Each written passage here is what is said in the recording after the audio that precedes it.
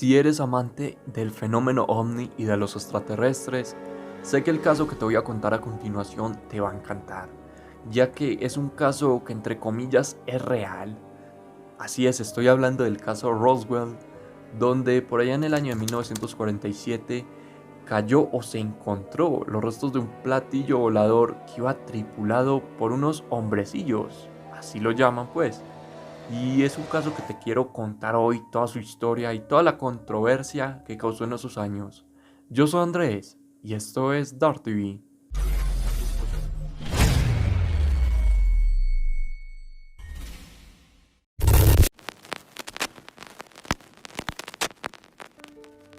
Tengo que contarles dónde nace toda esta polémica y los rumores acerca de este caso.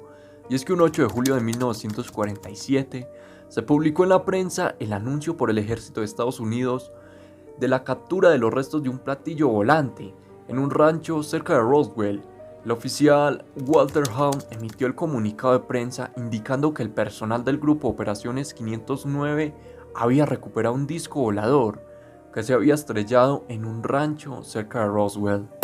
Ahora sí, yéndonos de lleno a la historia y a los antecedentes, vámonos un mes antes de esto, en junio, donde Mark Bracelet, un granjero de Nuevo México, descubre unos restos dispersos por su rancho, cerca de Corona, Nuevo México, y el 5 de julio da cuenta de esto a las autoridades. Sucedido a esto, el diario Roswell Daily Record publicaba algunas de las características de este aparato, y es que decía que era un objeto del tamaño de una mesa que poseía caucho de color gris esparcido, una gran cantidad de papel de plata, cintas adhesivas con diseños florales, y varillas de madera, pero que no contaba en ningún lado con un metal alguno que hubiese sido o pudiera ser como un combustible o un motor.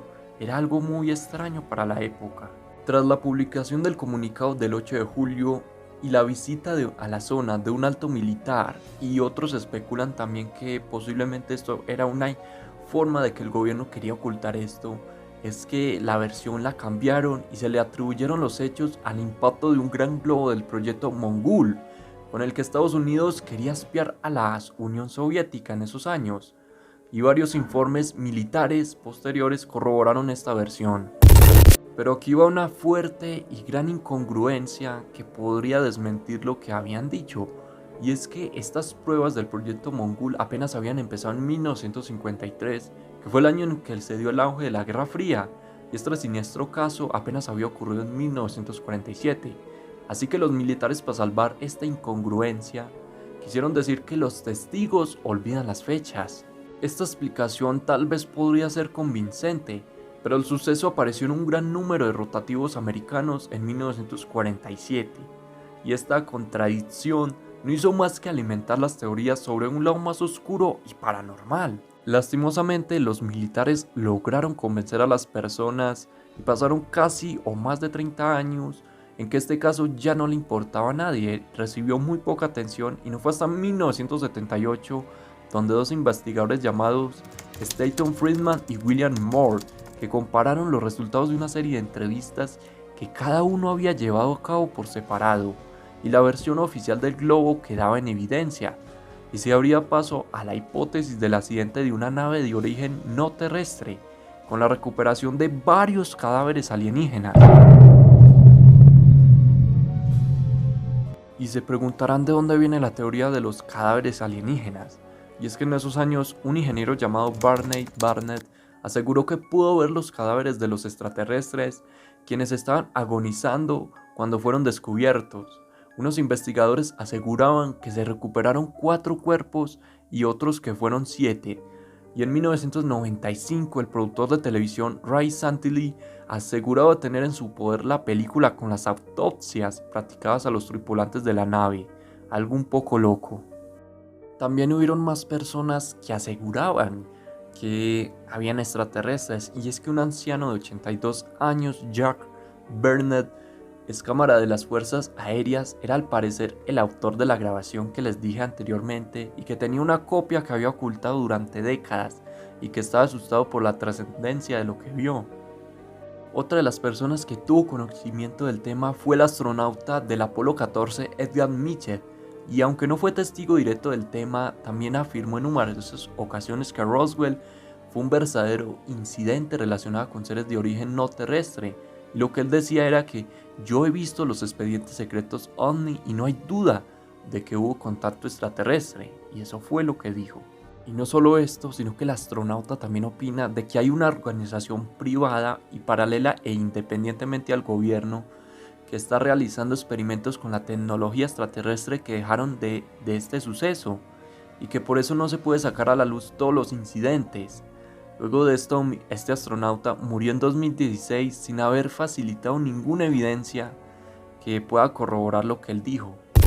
Y ahora sigue la persona que probablemente es la más mentirosa, o a lo que le llamamos en la actualidad a estos hombres, y es alguien llamado Frank J. Kaufman, quien fue el principal o la principal persona quien dio los testimonios para que se crearan la gran mayoría de libros, películas, todo lo que se conoce sobre estas cosas de extraterrestres. Este hombre dio un testimonio bastante claro y fuerte.